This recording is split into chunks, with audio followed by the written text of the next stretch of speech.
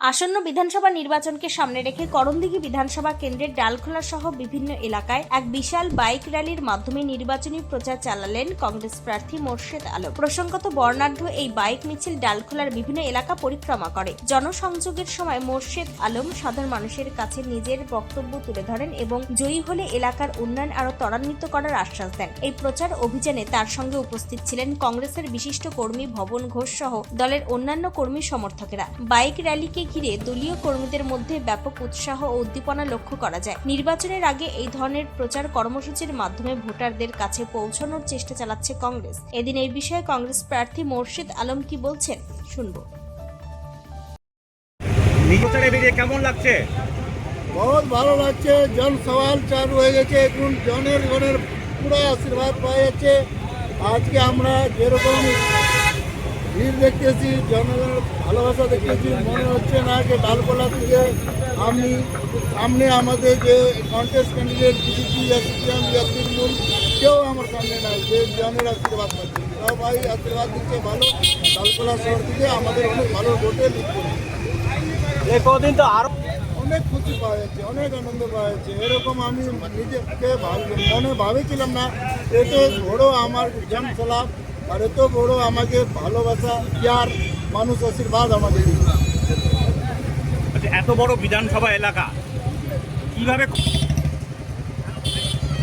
खबर कर रहे हैं, बहुत मुश्किल हो रही है, लेकिन विधानसभा का वोट जो है बहुत बड़ा लंबा एरिया है। 20 दिन का समय मिला था हमें, इसी में हम कवर करके अपना जो है विधानसभा को लोग को सामने विधायक के बारे और अपने काम के बारे, अपने विधायक का जो काम था, जो विधायक का अहंकार था, जो डालकोला शहर के वासी को बोलता था विधायक कि हमें वोट नहीं चाहिए, इसी तरीका से हमको डालकोला का वोट नहीं चाहिए।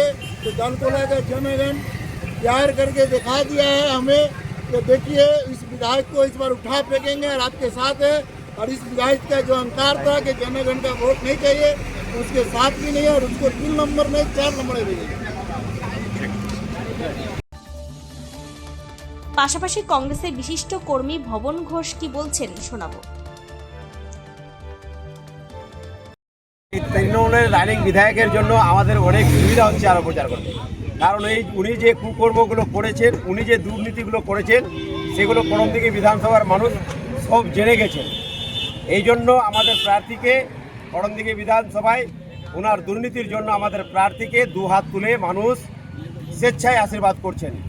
কারণ করণদিঘির বিধায়ক আমাদের ডালখোলাতে বলেছেন যে ডালখোলা পৌরসভার বিধানসভা ভোটে পৌরসভা ভোটে আমার দরকার নেই জনসাধারণের। হ্যাঁ, আমি বলি অন্য অন্য জায়গা থেকে রানীগঞ্জ আরও অন্যান্য অঞ্চল থেকে ভোট পেয়ে যাব।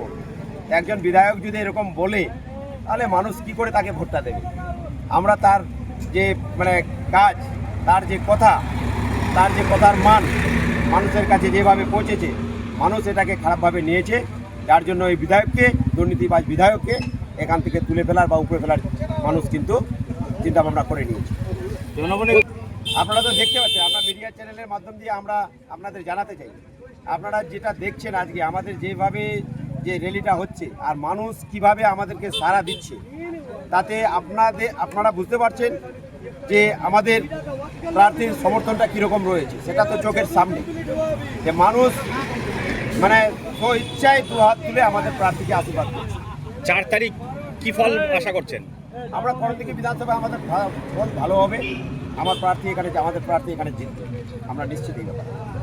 কারণটা হচ্ছে এই জন্য জিতবে যে বর্তমান যে বিধায়ক আমাদের করণদিঘি বিধানসভায় যে 5 বছরের যিনি বিধায়ক ছিলেন, আজকে প্রার্থী উনি যে কাজগুলো করেছেন, শুধু ফিতা করার কাজ করেছেন, উন্নয়নের কাজ করেননি। তার প্রমাণস্বরূপ আমরা বলতে পারি যে আপনারা জানেন, টিভি মিডিয়া থেকে শুরু করে এবং জনসাধারণ করণদিঘির জানে যে ডালখোলাতে ও সুপার স্পেশালিটি হসপিটাল আজ 5 বছর ধরে করছে এবং কয়েকবার ফিতা কাটা হয়ে গেছে, কিন্তু কোনো কাজ হয়নি, কোনো টেন্ডার হয়নি, কোনো ওয়ার্ক অর্ডার বের হয়নি।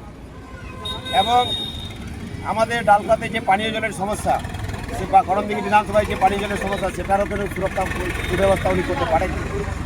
উনি বরঞ্চ মানুষকে বিপদে ফেলেছেন। আজকে ডালখোলা পৌরসভায় 16 জন কাউন্সিলর তৃণমূলের থাকা সত্ত্বেও আজকে কাউন্সিলররা মানুষের পরিষেবা দিতে পারছেন না। ওনাদের কন্দলের জন্য আজকে পৌরসভার যে চেয়ারম্যান সে আজকে চেয়ারে নেই, চেয়ার থেকে যে পৌরসভার সদস্য সরকার মহাশয় চেয়ারে ছিলেন তাকে সরিয়ে দেওয়া হয়েছে। অথচ 6 মাস হয়ে গেছে এখনও কোনো চেয়ারম্যান সেই জায়গায় তাকে দায়িত্ব দেওয়া হয়নি। যিনি বিওসির সমর্থনে চেয়ারম্যান হয়েছিলেন তাকে আজ পর্যন্ত তৃণমূলের সরকার বা তৃণমূলের প্রশাসন তাকে আজ পর্যন্ত দায়িত্ব দেয়নি। যার জন্যেই আমাদের যে পৌরসভার যে যারা জনসাধারণ তাদের প্রয়োজনে তাদের স্বার্থে যে কাজগুলো যখন ওরা পৌরসভায় যায় তারা কিন্তু তাদের পরিষেবাটা পাচ্ছে না। এই জন্য বিশেষ করে দালখোলা পৌরসভা একদমই মানে এই সরকারের বিরুদ্ধে চলে গেছে, এই বিধায়কের বিরুদ্ধে চলে গেছে। আর ওইদিকে করণদিঘি তো আপনারা বুঝতে পারছেন, যখন শহরের মানুষকে এত বোকা বানানোর চেষ্টা করছে তাহলে গ্রামগঞ্জের মানুষকে আর কত বোকা বানাবে, এটা তো আমরা বুঝতে পারছি। আচ্ছা বলছি, বিষয়টা কিভাবে দেখছেন? দেখুন, এটা সারা পশ্চিমবঙ্গে শিক্ষা এবং স্বাস্থ্য পরিকাঠামো ভেঙে পড়েছে, এটা জনসাধারণ জেনে গেছে। আপনারা দেখবেন যে আজকে সাধারণ মানুষ যারা পরিষেবার জন্য হসপিটালে যায় ওখানে ডাক্তার নেই, এবং ওখানে যদিও যাই ডাক্তার আছে তাতে যদি মানুষের যদি রোগটা ধরা পড়বে কীভাবে, ব্লাড মূত্র পরীক্ষার মাধ্যমে দেখবেন তার সরঞ্জাম নেই, শুধু বিল্ডিংগুলো আছে। এবং কিছু রোগী কল্যাণ সমিতি গঠন করে তৃণমূলের নেতারা যা ওখানে কিছু সুযোগ সুবিধা আছে সেটাও ওখান থেকে তারা ভাগ নিয়ে সেটাকে ধ্বংস করে দিয়েছে। স্কুল শিক্ষার ক্ষেত্রে এখানে বিধায়ক বলছিল বারবার যে আমি করণদিঘিতে একটা গার্লস কলেজ করব, কিন্তু আজ পর্যন্ত করতে পারেনি। এবং যেগুলো আগের থেকে যে আমাদের টিচার বা যেটা ছিল সেটা ধীরে ধীরে কিন্তু এই 15 বছরে সেগুলোও নেই স্কুলে। আপনি দেখবেন, আমি একটা পিপলা যে স্কুলটা আমার নিজের ডোনেট করা জমি আর কি, সেই স্কুলে 300 জন ছাত্রছাত্রী আছে, ওখানে মাত্র একজন শিক্ষক আছে। আপনারা বলুন 300 জন ছাত্রছাত্রীকে ও মিড ডে মিলের পরিষেবা দেবে না, অফিসিয়াল কাগজপত্র মেনটেন করবে না, ইলেকশনের যে বিএলের যে দায়িত্বের থাকে সেগুলো করবে না, ওই 300 জন ছাত্রকে সে পড়াশোনা করার দায়িত্বটা নিতে পারবে? তারা এইভাবে পুরা করণদিঘি বিধানসভা তথা পুরা পশ্চিমবঙ্গে শিক্ষার মান নেমে এসছে। প্রায় 8000 স্কুল বন্ধ হয়ে গেছে, এবং ছাত্রছাত্রীরা কর্মসংস্থানের উদ্দেশ্যে আজকে বাইরে চলে যাচ্ছে। মাধ্যমিক পরীক্ষায় আপনারা দেখেছেন যে আগে যে হারে পরীক্ষায় বসতো আজকে সে হারে নেই, পরীক্ষায় ছাত্রছাত্রীরা বসে না, তারা অন্যের কর্মসংস্থানের স্বার্থে, যেহেতু আমাদের পশ্চিমবঙ্গে কোনো শিল্প এবং পরিকাঠামো নেই, কোনো কাজের উন্নয়ন, এখানে কাজের কোনো জায়গা নেই, যারা বাধ্য হয়ে অন্য রাজ্যে ওরা কাজ করতে যাচ্ছে এবং কাজ করতে গিয়ে পরিযায়ী শ্রমিক হয়েছে, এবং তারা ওখানে কাজ করতে বিভিন্ন সমস্যার সম্মুখীন হচ্ছে। কেউ বা আমাদের পশ্চিমবঙ্গের লোককে আজকে আপনারা দেখছেন যে ওখানে পশ্চিমবঙ্গের বাঙালি বলে তাড়িয়ে দিচ্ছে। তো আমাদের সরকার এদিক দিয়ে ব্যর্থ, যে আমাদের পশ্চিমবঙ্গ একটা সুবিখ্যাত নাম ছিল, সোনার বাংলা ছিল, সেই সোনার বাংলাকে ধীরে ধীরে আমাদের পশ্চিমবাংলার মুখ্যমন্ত্রী একেবারে নিম্ন স্তরে নিয়ে এসছে। এখানে কর্মসংস্থান বলে কিছু নেই, এখানে চাকরি নেই, এখানে ইন্ডাস্ট্রি নেই।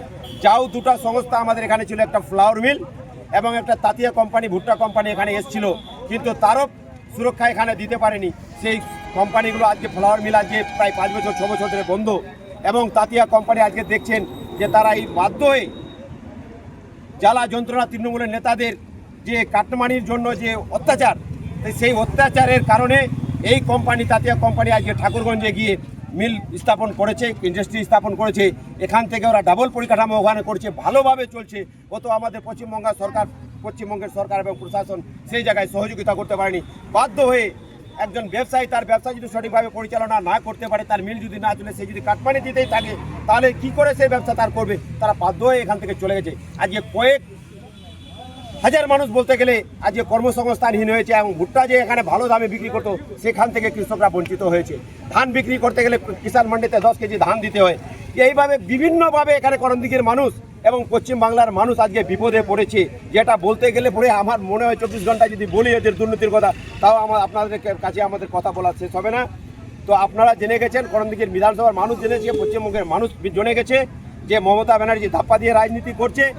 একটা বাচ্চা জন্মগ্রহণ করলে 80,000 ঋণ নিয়ে জন্মগ্রহণ করছে, অথচ বলছে পশ্চিমবঙ্গের অর্থনীতি নাকি খুব ভালো জায়গায় আছে, এবং পশ্চিমবঙ্গে আমরা নাকি অনেক উন্নয়নের কাজ করছি।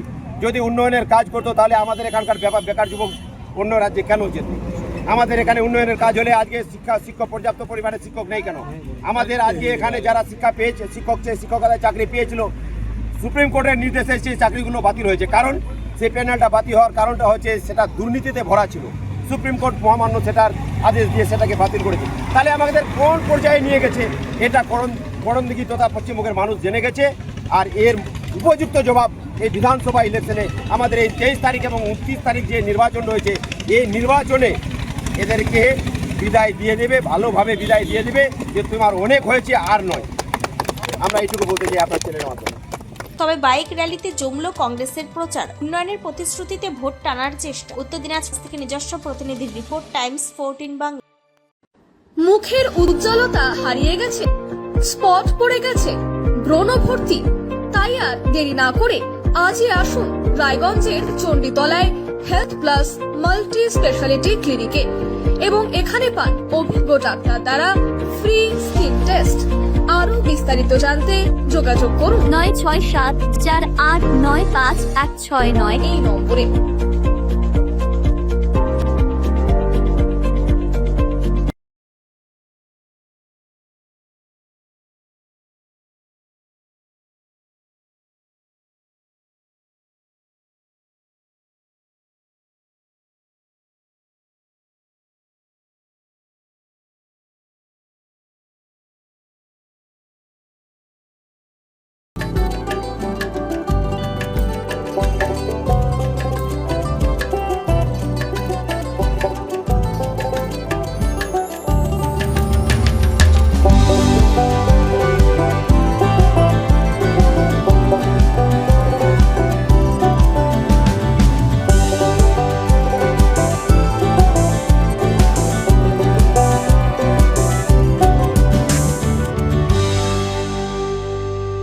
আরো নিত্য নতুন ভিডিও পেতে এবং তথ্য জানতে আমাদের ফেসবুক পেজকে লাইক ও ফলো করে রাখুন। সেই সঙ্গে টাইমস 14 বাংলার ইউটিউব চ্যানেলকে সাবস্ক্রাইব করতে ভুলবেন না।